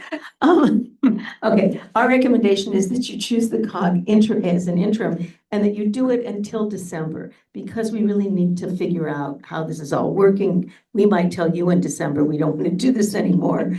And that would even give time for an RFP in September if we want. But we will bring this back to you definitely by the end of the year. And our recommendation, you can see from the scope of services, we will hire experts as needed. And I should mention, Civic Home has done an incredible job in getting us to where we are right now. They were our REAP consultant, but their contract will be over June 30th. And it is with the COG. And so at the end of June 30th, we will not have those consultants on board. We'll talk about other consultants in a minute. But anyway, so the recommendation is to approve interim trust management services from the COG to be reimbursed by the trust and evaluated no later than December. And we'll bring a contract back. And we'll bring a contract back to the next meeting. Jackie, that was reflected in the budget we just approved? You haven't approved a budget yet, right? Oh, okay, my bad. Budget is coming up. That's on the agenda. I have a Okay, motion. got it. Okay. Motion by Torrance, second by Hermosa. El Segundo, Yes. Hawthorne, Yes. Hermosa, Yes. Lawndale, Yes. Lamita, Yes. and Beach not present. Rancho Palos Verdes, Yes. Redondo Beach, Yes. Rolling Hills Estates, Yes. Torrance, Yes. housing expert. Yes. Okay. Okay, item I. 10 yes. Field Services and General Counsel approval. Okay, our first consultant that we'd like to hire is our legal services, and we did check with our COG counsel about legal services. We think Lauren has been wonderful to work with so far, and we would like you to. We are recommending that you choose the BBK and Lauren as the interim attorney, and we can decide if we want to continue the same. Later. This also requires the adoption of the resolution. It means resolution number 1. Questions? Motion? So move, Ramirez. Rob Reed, second. Yes. Okay. El Segundo, Yes. Hawthorne, Yes. Hermosa, Yes. Lawndale, Yes. Lamita, Yes. Beach not present, RPV, Yes. Redondo Beach, Yes. Rolling Hills Estates. Yes. Torrance. Yes. Housing Authority. Yes. Yep, thank you. All right, thank you. Bronson, you're on again for a draft budget. David? So that $7.9 million funding agreement that you guys just approved, we're gonna spend some of it, and that's our budget. It's in the packet. Grant kind of laid out where the money's coming from, PTO, PPO Flex, TA. There's also the sector liaison we're getting paid for by Lacoste, so you have a representative, which is Kevin, attend board meetings, Lacoste board meetings and such. $345,000 will be going towards staffing and management. So like me, Kevin, Jackie's time. The sector liaison position, we have a bucket for unidentified strategic consulting if needed. We have funding for marketing and conferences and training, legal and accounting, that's the budget there, software, office supplies, and insurance. So about $780,000 is kind of currently being budgeted. This budget will evolve because we have over $7 million of unearmarked funds. And so we'll bring that to you all at a future date when we have things to fund and other items to expense. So we're asking you to approve this budget today. And yeah. Questions? So Ronson, now I'm going the other way on my question. Which line item here reflects the management services provided by the COG? It's really the staffing and management. That's my time, a portion of Jackie's time. And then we're looking to hire like a clerk, a project coordinator to help with administering some of our duties. Okay, but if it's an interim basis, that's a fiscal year fund, not just through the end of the year, right? Right. Okay. Steve? Thank you. Are we being asked to vote on both parts here? May to June of 2025 and 26-27? Yes. So it's a 14-month budget. I'm sorry, should have been more clear. So yes, there is going to be a period through this fiscal year, so starting next month, May through June, and that's the buckets and the breakdown there. It's about $107,000 of the $7.6 million that will carry over. I think there's a typo. It should say May to June 26. 26, yeah. Oh, I'm sorry. Yeah, 26. Yeah, sorry. So a question, are we going to have more information in our next two meetings that's going to help us better understand that 26-27 spend? And should we maybe just approve the May, June money right now? Or are we not going to be more informed? So the spending is really just, we can take questions on exactly what it is laid out. But it's really, a lot of it's just administrative costs. The real bulk of it, the $6 million, that's unearmarked. So you will provide us with direction on how you want to spend most. Okay, thank you. And it is broken down in the packet though, as far as the administrative. Yes, there's more details in the packet. Yeah. And like these buckets are all broken out. Thank you. Chair, if I just can ask a question about the revenue. Are we committed to those specific buckets? Because we talked about which programs we're going to select. Are those kind of putting us in that position to select programs for the funds into those PPO flex? Oh, this is, you don't have any discretion of how much are in these buckets. Okay. That's mandated by the voters. Gotcha. But you do have discretion on how you spend it. And then this budget would be always subject to any budget amendment process, so we can, as we're going along. Yes, we have exactly. to amend. Yeah.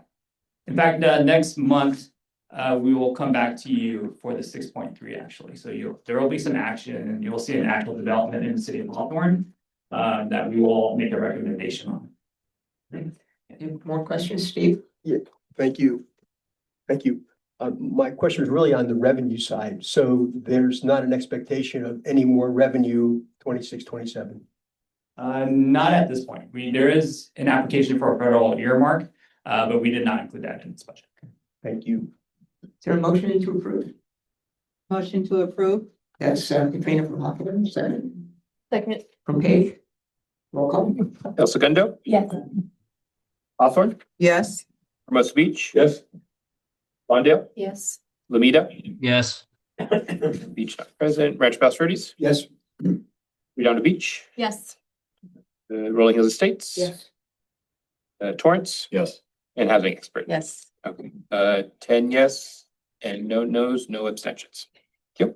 Now, as Kevin comes up to the microphone, you're gonna be, I mean, I'm overwhelmed already that the trust is starting off with some actual work that's gonna be performed for us because La Casa actually had an opportunity to bid on something, and we didn't want to lose that opportunity, so the COG actually allowed these applications to be submitted on behalf of the trust, and Kevin will explain to you what happened.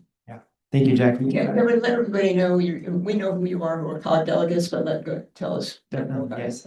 Members of the board, it's good to be in front of you today. My name is Kevin Umania, Housing Project Coordinator with the COG, and I guess now with the trust. In my role, I implement all things La Casa related, both the prevention side and affordable housing programs. But as Jackie mentioned, this was a bit of an unorthodox process where La Casa released an RFP for technical assistance. And in this RFP, they wanted to see innovative housing solutions to produce and preserve affordable housing, protect renters, and prevent homelessness.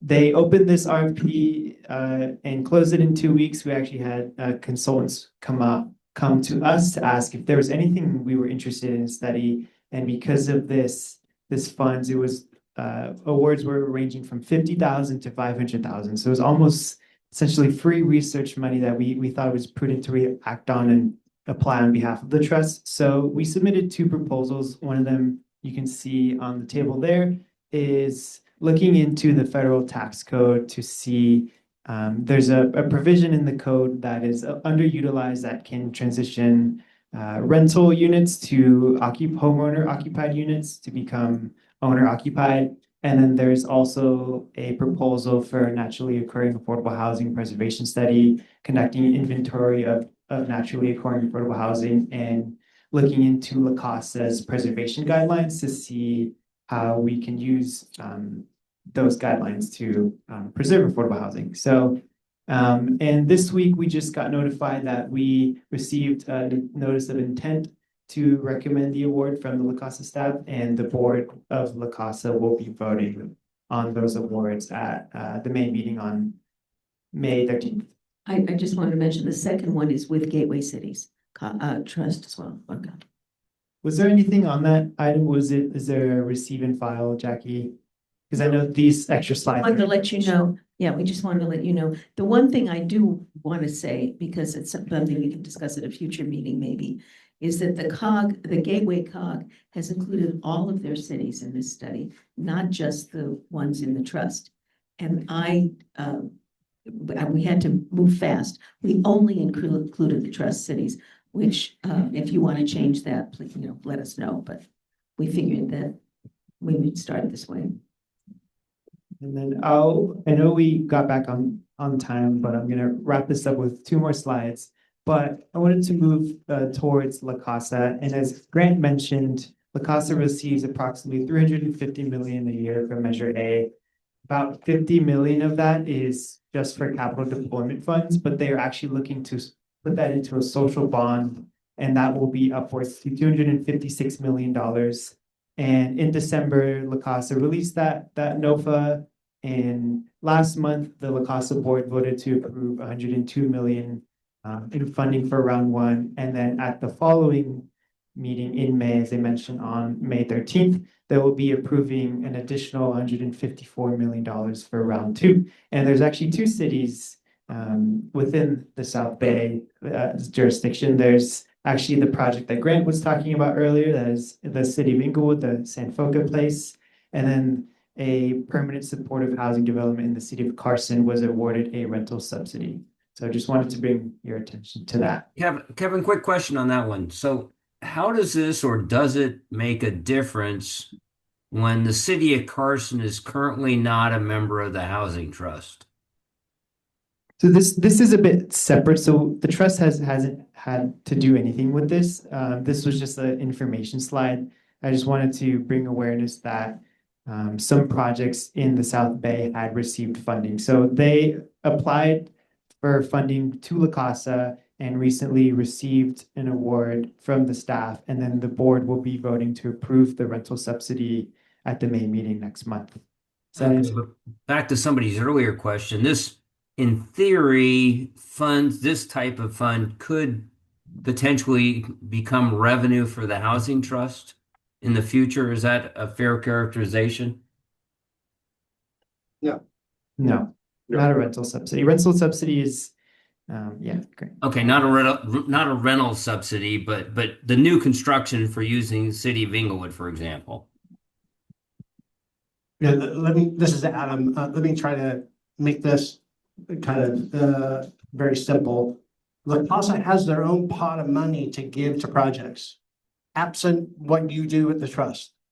And they make that available throughout LA County. So they have reserved a large pot of capital dollars for their own NOFA to get out there. What many developers are doing is they're applying to La Casa's NOFA and they're applying to the trust NOFA. Now, that hasn't happened because here's our first meeting, so we haven't had any application, or I guess, Ronson, did this project, do either of these projects apply to the trust yet? No, okay, so if those projects wanted trust funding, they'd have to come to you for the trust funding portion. But I know from the NOFA that La Casa issued, that many of those on other trusts that were already established kind of got this conditional award of funding from the trust that's saying, if you get the La Casa money, we'll fund you as well. So I hope that separates this so you didn't get confused between what you're doing and what La Casa's doing. No, I appreciate it. That does. Thank you.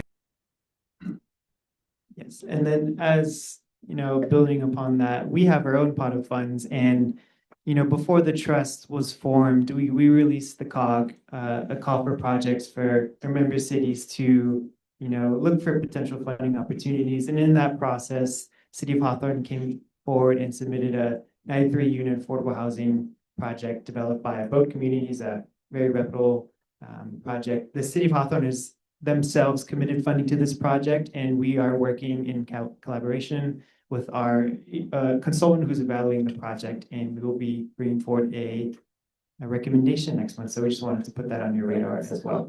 It turns out that the COG did hire HRNA and Apex, two consulting firms, to start looking at some of these projects a couple of months ago. And we're considering transferring those contracts to the trust, which is also a future agenda item. That's all. All right. Any questions? Thank you. Thank you, Adam. Thank you, Kevin. All right, almost last item is setting meeting schedule. Jackie? Okay, we did the survey and it didn't come out terribly clearly. But the recommendation is the third Thursday at 9 a.m. If that works for everybody, that would make the next meeting May 21st. So that's the third Thursday of the month. It would be the third, the third Thursday at 9 a.m. There's no objection to that, I guess. And Jackie, the current recommendation is that we do it monthly until such time that it's maybe not needed every month, because most trusts do it like every other month. Yeah. But there's a lot of things to do these next couple of months, and so maybe the next couple of months it's once a month. Right. And if that's okay with everybody, do you want to make a motion? Do we need a motion or is just general consensus? Yeah, that's. All right, is there a motion to approve third Thursday? Rob moves. Second. Michelle seconds. Roll call. El Segundo, Yes. Hawthorne, Wait, we're about to have the meeting at 9 a.m. I abstain. We could make it 9:30. Hermosa Beach. Yes. Lawndale. Lamita, Yes. President Rancho Palos Verdes, No. Beyond Beach, Yes. Rolling Hills Estates, Lawrence. I hope it means you'll be able to come. I'll figure it out. Thank you. Yes. Okay, and then yes, so I've got 8 yes and 2 no. I know what it's like. She changed. I changed Oh. mine. Is, You did, I guess. you're okay with it? Well, I mean, You'll work it out like Steve will? I will try my best. Well, because as Jackie said, we don't, it has to be 9 o'clock, but Yeah. as long as we have a regular day for everybody's schedule, a third Thursday, I think that would be preferable. Is it later in the day? I mean, afternoons were my preference, but it looks like mornings are what the majority. So run into. Okay, we'll figure it out. Figure it We're out. good. Thank you. Yeah. And Discussion, like, why Sure. can't we have it in the afternoons? Like, why do we have to do it? If we had it today in the afternoon, then going forward, why can't we have it? Well, we did a poll, so I don't know. I mean, it's your choice. So everybody who wants the third Thursday afternoon, if that works for them, raise your hand.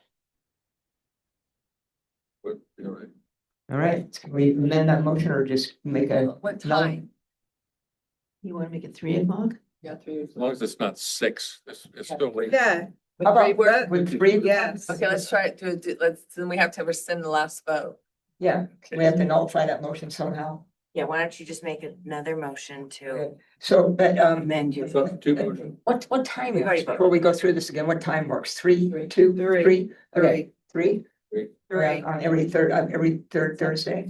3 p.m. on the 3rd Thursday. Yeah, so is there a motion? There is a Okay, motion. Rob moves, Katrina As long seconds. as someone makes the motion who voted yes, you can reconsider. Oh, sorry. You read the motion? It is. Okay. Is this a motion to reconsider or is it a motion to have it for Thursday at 3? We have to. I think you want to reconsider that you don't want to do it the third Thursday at 9, you just want to change the time. Right. Okay, so the motion is to reconsider. So she can't vote for reconsideration, so I'll do the second for reconsideration. Okay. Okay. Roll call. Yeah. Wait, so you can vote on the. Yeah. You have to vote. You can vote, you just can't make the motion. Elsa I can Gunda. vote Yeah, now? you can vote. Hawthorne. Yes. Hermosa. Now you can vote. Mondale. Yes. Lamita. Yes. Rancho Palos Verdes. Yes. Redondo Beach. Yes. Rolling Hills Estates. Yes. Torrance. Extra. Torrance Lee. Yes. John, Mr. Kashi. are you good for the? Yes. Okay, that one passed unanimously 10-0. All right, general items for the board. Oh, and the only general item is I will be sending you out everything you saw here. David will send it to you hopefully tomorrow. And if you have topics, learning topics that you want us to try to agendize, please let me know. We'll also be sending you the sample letter for you to send to whoever you can on workforce housing as an amendment to the legislature. And we will post it to the brand new trust website as over the next few days. I want to note that it is straight, 6 o'clock straight up. Adjournment. I just wanted, the trust website is SBRHT, but when I went to South Bay, it's a housing trust. Start work. Still working. Yes, That'll start work. Yeah, we'll work. All right, next meeting is now, the 21st at 3 p.m. here.